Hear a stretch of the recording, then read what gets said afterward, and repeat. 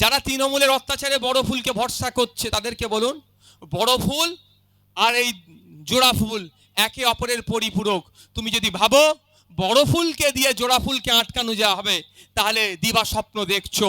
এই দুটো ফুলকেই পরাস্ত করতে পারে সেটাই খাম। আসো বড় ফুল জোড়া ফুলকে বিসর্জন দাও। ফুলকে টেস্ট করা হয়েছে। এই যে ফুলটা দেখতে পাচ্ছেন এখানে আছে, একটা নির্দিষ্ট সময় পরে এটা কি হবে? শুকিয়ে যাবে। তারপরে কি হবে? পচতে শুরু করবে। তারপরে কি হবে? পোকা জন্মাবে। আর এই পোকাতে আমাদের স্বাস্থ্যের ক্ষতি হবে। 12 বছর ধরে ফুল শুকেছে, পচেছে, এখন শুকিয়েছে, পচেছে। আর 10 বছর ধরে বড় ফুলকেও সারা দেশের মানুষ দেখলো ও ফুল এক্সপায়ার হয়ে গেছে, ও ফুল শুকিয়ে গেছে, পচে গিয়েছে।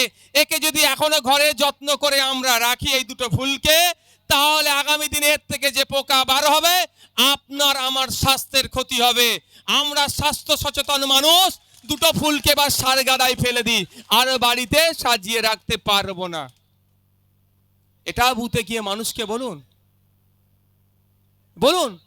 কারণ আমি আবারও বলছি, তৃণমূলের কাছে একটাই অপশন আছে যে বিজেপি চলে আসবে, এছাড়া ওদের কোনো কথা নাই। আর সিএ নাকি রুখে দেবে।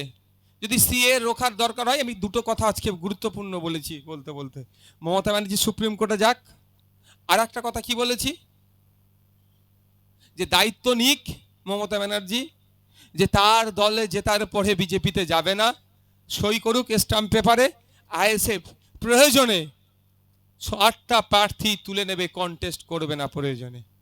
কিন্তু করতে পারবে তো? মানে জায়গানো এটাও বলে যাচ্ছি, চ্যালেঞ্জ করে বলছি, আমার জীবদ্দশায় মমতা ব্যানার্জি ওই সই করবে না। কারণ তার নিজের পরিবারের প্রতি ভরসা আছে। আমি পরিবার তুলে গালাগালির পক্ষে নয়, সমালোচনা করার পক্ষে নয়। কদিন কে কোথায় জন্ম হয়েছে, হ্যান হয়েছে, ত্যান হয়েছে নিয়ে খুব নোংরামি চলছে।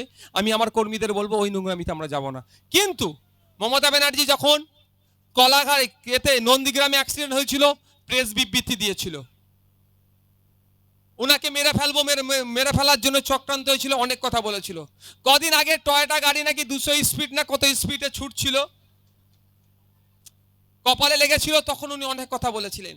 কিন্তু উনি ওনার বাড়ি থেকে যখন কপাল চোট পেয়ে এসএসকেএমে গেল, দুঃখ লাগছে ভাবতে, মানে সত্যি দুঃখ লাগছে। তার আশপাশের যারা সিকিউরিটি ছিল, যিনি পিওসি ছিল, কতটা অপরিপক্ক, যে একটা জেড প্লাস সিকিউরিটি নিয়ে যে ঘুরে। আমরা ভালো করে জানি, হয়তো আমাদের জেড প্লাস নাই, আমাদের সাথেও তো কিছু সিকিউরিটি আছে, তাদের কাছে মিনিমাম ফার্স্ট এডটা থাকে। রক্তটা মোছার টাইম হলো না মাননীয়ার? আমাদের তো মুখ্যমন্ত্রী, আমাদের কষ্ট লাগেনি দেখে ওই ছবিটা? তোমাদের লাগেনি? আমার কষ্ট লেগেছে, আমার মুখ্যমন্ত্রী উনি। তার সাথে রাজনৈতিক মতপার্থক্য আছে, তার সমালোচনা 100 বার করব, যতক্ষণ না পর্যন্ত তিনি ঠিক হয়। কিন্তু অতক্ষণ পর্যন্ত না কোথায় এখানে একটা, আরে আমাদের গ্রামে গঞ্জে যদি তুলো ব্যান্ডেজ না পাই আমরা কি করি? রুমাল বা ওড়না দিয়ে সঙ্গে সঙ্গে বেঁধে দিই। অতটুকু বাঁধলো না, তাকে হসপিটালে নিয়ে চলে গেল। আর ওটাও ছেড়ে দিলাম। বেরিয়েতে একবারের জন্য তিনি বললেন না মাননীয়া যে আমার কি কারণে মাথাটা ফেটেছে। ডাক্তার বলল, অনেকে অনেক কথা বলল, তিনি কিন্তু একবারের জন্য বললেন না কি কারণে মাথা ফেটেছে। যাক, ওই বিষয়ে যাচ্ছি না, পারিবারিক বিষয়। কিন্তু যেটা বলছি, নিজের পরিবারের প্রতি ভরসা নাই। কারণ একটা ভাইকে বলছে ত্যায্য ভাই করে দেবো, আমি করে দিলাম। যদি নিজের পরিবারের প্রতি তার কনফিডেন্স না থাকে, তাহলে এই যে এমএলএ গুলোকে দাঁড় করিয়েছে, এই এমপি গুলোকে কন্টেস্ট করছে, এদের প্রতি ভরসা রাখতে পারবেন তো? যদি ভরসা রাখতে পারতো, তাহলে অর্জুন সিং এখন কোথায়? হ্যাঁ, একটা তো এখন দেখতে পেয়েছেন। আমি আপনাদের একটা কথা বলি, ভোটটা মিটলে সব পাঁচিলে উঠে বসে আছে, সব পাঁচিলে উঠে বসে আছে। খোঁজ নিলে হয়তো দেখা যাবে। কালকে শুভেন্দু অধিকারী মহাশয়ের একটা বক্তব্য এসেছে, আজকে শুনছিলাম, কি আইফোনের কথা বলছে, পাসওয়ার্ডের কথা। শুভেন্দু অধিকারী মহাশয় বা সুকান্ত মজুমদারের মহাশয়ের বা দিলীপ ঘোষ মহাশয়ের বা অগ্নিমিত্রা পল দিদির আইফোনে তৃণমূলের কত এমএলএদের কল নিয়মিত ঢুকছে, সেটাও যদি আমাদেরকে জনমানুষে নিয়ে আসে ওনারা, তাহলে বুঝতে পারবেন এখানে নীল হয়ে গেছে। বুঝতে পারছেন না? সব পাঁচিলে উঠে বসে আছে। তাহলে ওদের কথা ভেবে আমাদের সময় নষ্ট করলে হবে? আমাদের বাড়ি পাড়ায় পাড়ায় পৌঁছে যেতে হবে, তাদেরকে গিয়ে বলতে হবে। শেষ কটা বাজে দেখেন তো, কয়েকটা টেকনিক্যাল বিষয় বলবো।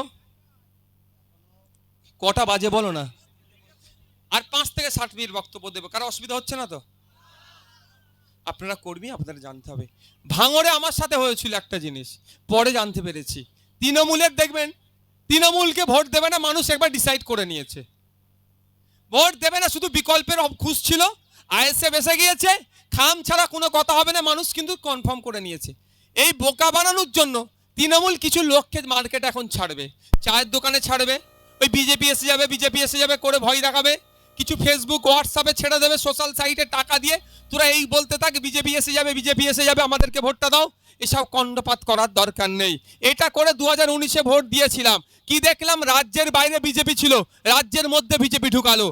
2021-এ বিজেপি এসে যাবে, বিজেপি এসে যাবে বলে ভোট দিলাম, বিজেপি এসে দরজার সামনে দাঁড় করিয়ে দিয়েছে। 2024-এও যদি আমাদের এই বিজেপি এসে যাবে, বিজেপি এসে যাবে বলে ভোট দিই তৃণমূলকে, আপনার বেডরুমে বিজেপিকে কিন্তু ঢুকিয়ে দেবে। ভুল বলছি নাকি? তাহলে আমাদেরকে কি করতে হবে? দরজার বাইরে এখন বিজেপি আছে, ওই বিজেপিকে কি করতে হবে? ওখান থেকে বিতাড়িত করতে হবে। বিতাড়িত করে কোথা করতে হবে? বিতাড়িত করে দিতে হবে। বিতাড়িত কিভাবে করবে? লাঠি সুটা না, ভোট। ভোটটা আমরা ঐক্যবদ্ধভাবে খাম চিহ্নতে দেন, পশ্চিমবাংলায় খাম চিহ্নেই পারবে বিজেপিকে বিতাড়িত করতে। জোড়া ফুল বিজেপিকে নিয়ে আসছে, খাম বিজেপিকে বিতাড়িত করবে। তা মানুষকে বলুন কি যেটা ওরা করবে, এটা একটা প্রচার রাখবে, এটা বিরোধিতা তো আপনারা কি করতে হবে আপনারা ভালো করেই জানেন। যদি এই প্রচারটার বাংলার মানুষ খাবে মনে হয়, খাবে। বাংলার মানুষ জেনে গিয়েছে বিজেপি আর তৃণমূলের সাথে কি ভালো সম্পর্ক, জেনে গিয়েছে। মোদিজির বলেছে কোমরে দড়ি বাঁধবো, কোমরে দড়ি তো পাঠায়নি, শাল পাঠাচ্ছে তার জন্মদিনে। হ্যাঁ, কোমরে দড়ি বাঁধবো বলেছিল, কিন্তু তার পরিবর্তে শাল মিষ্টি পাঠাচ্ছে। ভোটটা শুধু লুট করার জন্য এই সমস্ত বলে। ভোট মিটে গেলে আবার তারা একসাথে বসে চা খাবে। তারা চা খেলে আমার কোনো সমস্যা নাই। নওশাদ সিদ্দিকী, বিশ্বজিৎ মাইতি, আমরা তখনই চা অন্য নেতাদের সাথে খাবো যখন আমার বুথের লোকেরা এক জায়গায় বসে ভিন্ন রাজনৈতিক মতাদর্শ থাকার ফলেও চা খাবে, তারপরেই আমরা চা খাবো, তারপরেই আমরা চা খাবো, তার আগে চা খাবো না। যেটা বলছিলাম, ওরা এটা বুঝাবে। আর একটা কি, বাড়িতে বাড়িতে চলে যাবে, মাসি, পিসি, চাচা, মামা, খালা, বয়স্ক লোকেদেরকে আগে ধরবে। আচ্ছা তুমি তো বুঝতেই পারছি, সব বোঝানোর চেষ্টা করবে, বুঝেও যাও, এখন বুঝিয়ে পারবে না। বুঝতে পেরেছি তুমি ভাইজানকেই ভোট দেবে খাম চিহ্নে, তো কেমনভাবে ইভিএমে ভোট দিতে হয় তুমি জানো তো? একে তো বয়স্ক লোক, গ্রামের সহজ সরল লোক, সেই কবে ভোট দিয়েছে তো ভুলেই গেছি আমরা ইভিএম মেশিনটা কেমন। ভাঙড়ে হয়েছে আমার সাথে ওই রকম কিছু সংখ্যক লোক বাড়িতে বাড়িতে বুতে বুতে গিয়ে কিছু মেয়েরা গিয়ে এরকম বুঝিয়েছে। বলেছে প্রথমে 1 নম্বরে ভাঙড়ে তৃণমূলের ছিল, বলছে 1 নম্বর সুইচটা অন করবে, তারপরে ভাইজানকে খাম চিহ্নে ভোট দেবে। মানে 1 নম্বর সুইচটা অন করা মানে বুঝতে পারছো তো, কেল্লা পথে ভোট হয়ে যাবে। তো আপনারা কি করবেন, ইভিএম মেশিনের যে আমাদের যখন সিম্বল অ্যালটমেন্ট হয়ে যাবে, ওর দরকার লাগে 2-4 বার মানুষের বাড়ি যেতে হবে, যাবেন, সেটা প্রিন্ট করে মানুষের দাঁড়ে দাঁড়ে গিয়ে দেখাবেন।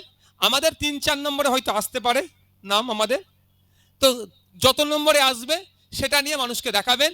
অন্য কোনো সুইচে হাত দেওয়ার দরকার নাই।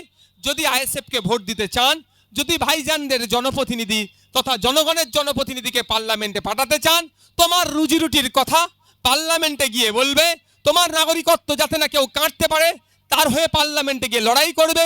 তুমি কৃষক, তোমার বিরুদ্ধে বিল নিয়ে আসলে তৃণমূলীদের মতো চুপচাপ কম্প্রোমাইজ করে নেবে না, কৃষকের হয়ে পার্লামেন্টে কথা বলবে, দেশের নাগরিকের হয়ে আওয়াজ তুলবে। যদি জনগণের জনপ্রতিনিধি পাঠাতে চাও, অত নম্বরে আমাদের আছে, এই দেখো এইখানে গিয়ে হাত দেবে, সুইচটা এখানে গিয়েই প্রেস করবে। এটা বাড়িতে বাড়িতে গিয়ে আপনাদের বলতে হবে। অন্যথায় তৃণমূল কিছু লোককে টাকা দিয়ে ফিট করে কি করবে, ওই ওদের 1 নম্বরে কি 2 নম্বরে নাম আসলে বলবে কি বলবে? বলবে 1 নম্বর কি 2 নম্বর সুইচটা টিপলে মেশিন অন হবে, তারপরে যেখানে ইচ্ছা ভোট দাও, সব ভোট ওইদিকে নিয়ে নেবে। এটা মাথায় থাকবে তো ভাই? আপনি কর্মী বন্ধুরা যারা এসেছেন, শেষের দিকে একদম এসেছি, আর ভয় পাবার কোনো জায়গা নাই।